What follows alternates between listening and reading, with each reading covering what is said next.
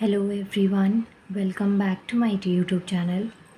Guys, आज हम BEd का एक पेपर है आपका कंटेम्प्रेरी इंडिया इन एजुकेशन। इसका देखिए प्रीवियस ईयर का पेपर मैं आपको दिखा रही हूँ और इसके 2 पार्ट्स हम शॉर्ट नोट कर चुके हैं। आज हम इसका सी पार्ट करेंगे, दैट इज़ सर्व शिक्षा अभियान। सो यहाँ पे आप देख सकते हैं पेपर का नाम है कंटेम्प्रेरी इंडिया इन एजुकेशन और ये मैक्सिमम 80 मार्क्स का पेपर है, जिसके लिए आपको 3 आवर्स का टाइम दिया जाएगा सॉल्व करने के लिए। और देखिए जो आपका फर्स्ट क्वेश्चन है वो शॉर्ट नोट है, जिसमें 4 मार्क्स की वेटेज है।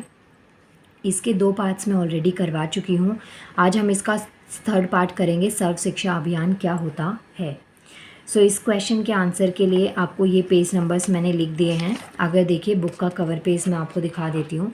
अगर आपके पास में ये बुक है तो आप यहाँ से इस पेज नंबर पे जाके आंसर्स यहाँ से कर सकते हैं।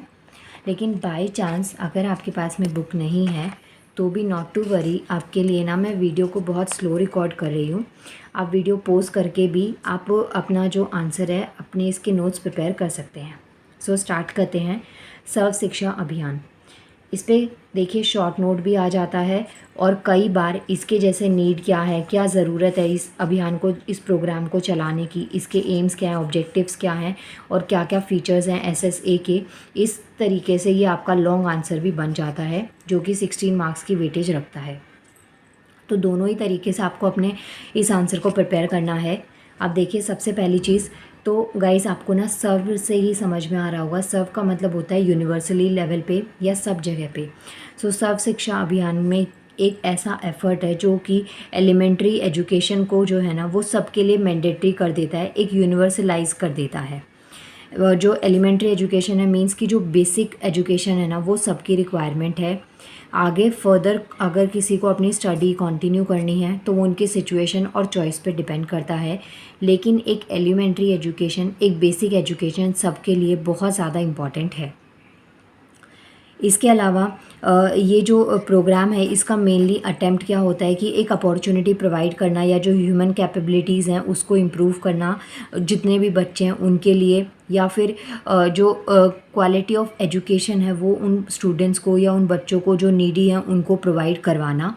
और इस प्रोग्राम के अकॉर्डिंग जो कॉन्स्टिट्यूशनल कमिटमेंट है वो ये चीज़ को इंश्योर करता है कि एक फ्री और कंपलसरी एजुकेशन जो 14 ईयर्स तक की एज के बच्चे हैं उनको डेफिनेटली दी जाएगी।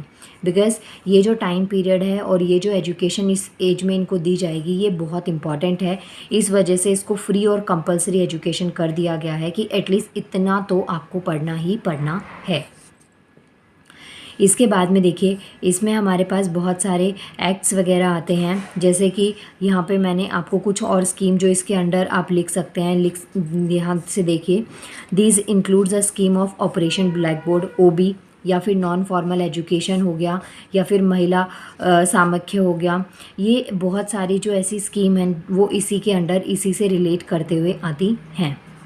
अब देखिए यहाँ पे जो ये सर्व शिक्षा अभियान है इसमें आपके पास में क्या क्या जो सर्व शिक्षा अभियान है ना इसके की पॉइंट्स आपको पता होने चाहिए, क्या क्या है इसमें, क्या पॉइंट्स आप लिख सकते हैं।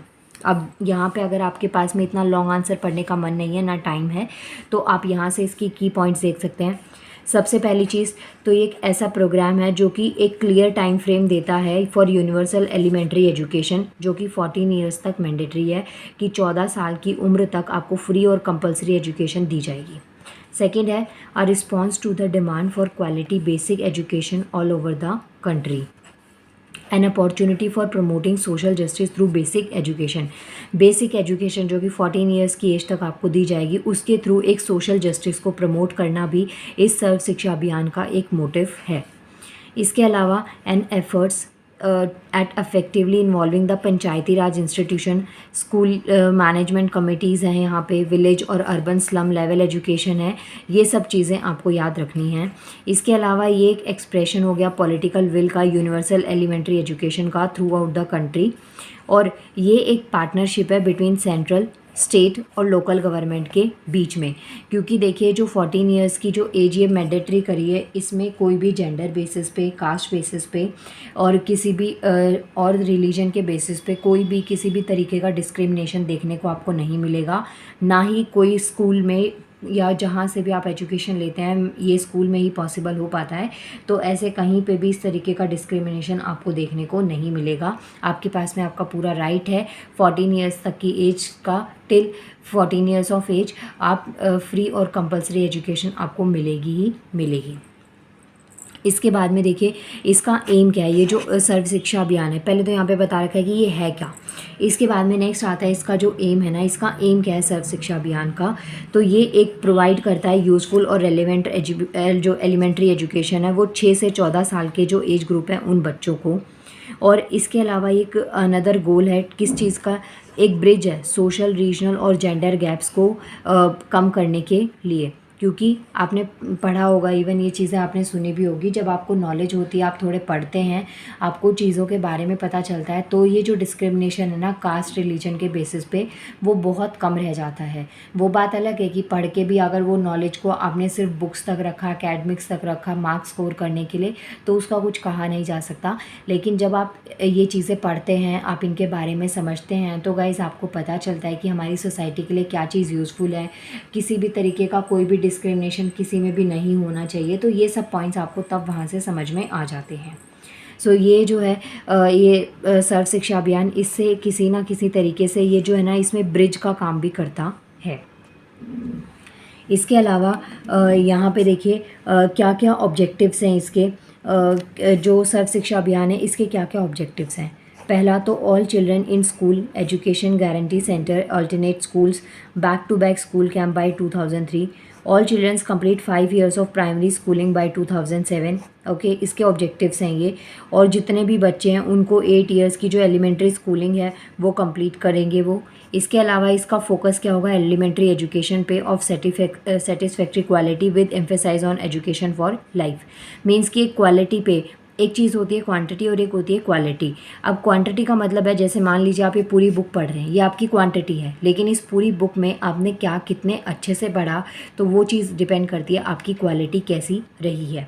तो ये जो सर्व शिक्षा अभियान है ये इसमें इसके ये ऑब्जेक्टिव्स हैं। इसके अलावा ये ब्रिज है all gender and social categories के बीच में, और एक यूनिवर्सल रिटेंशन है बाय 2010।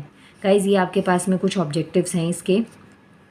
इसके बाद में देखिए आगे नेक्स्ट पॉइंट यहाँ पे आपको दे रखा है कि जो सर्व शिक्षा अभियान है ना इसके मेनली 2 पर्सपेक्टिव्स आते हैं। Sarva Shiksha Abhiyan as a framework and as a programme, तो इसके 2 एस्पेक्ट यहाँ पे आपको दे रखे हैं, जिसमें कि फर्स्ट क्या आता है, ये एक वाइड कन्वर्जन फ्रेमवर्क है जो कि इम्प्लीमेंट किया जाता है किस चीज़ के लिए, एलिमेंट्री एजुकेशन स्कीम्स के लिए। इसके अलावा ये एक प्रोग्राम है जो कि बजट प्रोविजंस को स्ट्रेंथन करने के भी काम आता है। जैसे कि हमारे पास में जो बहुत सारे जितने एजुकेशन सेक्टर्स हैं, चाहे वो स्टेट से हो चाहे सेंट्रल लेवल पे हो, तो उसमें उनके जो प्लान्स बनते हैं, बजट ऑर्गेनाइज होता है, उसके अंदर ये जो एलिमेंट्री एजुकेशन है इसका भी फ्रेमवर्क, इसके फ्रेमवर्क का, सर्व शिक्षा अभियान के फ्रेमवर्क का एक पार्ट होना बहुत मैंडेटरी है। इसके अलावा ये एक अपॉर्चुनिटी क्रिएट करता है स्पेशली उन लोगों के लिए जो पढ़ना चाहते हैं लेकिन किसी वजह से वो उस चीज़ को कंटिन्यू नहीं कर पा रहे हो। इसके अलावा यहाँ पे देखिए कुछ ब्रॉड स्ट्रेटजीज दे रखी हैं सेंट्रल की जो सर्व शिक्षा अभियान है उसको इम्प्लीमेंट करने के रिगार्डिंग। सबसे पहला पॉइंट आता है इंस्टीट्यूशनल रिफॉर्म्स होने चाहिए।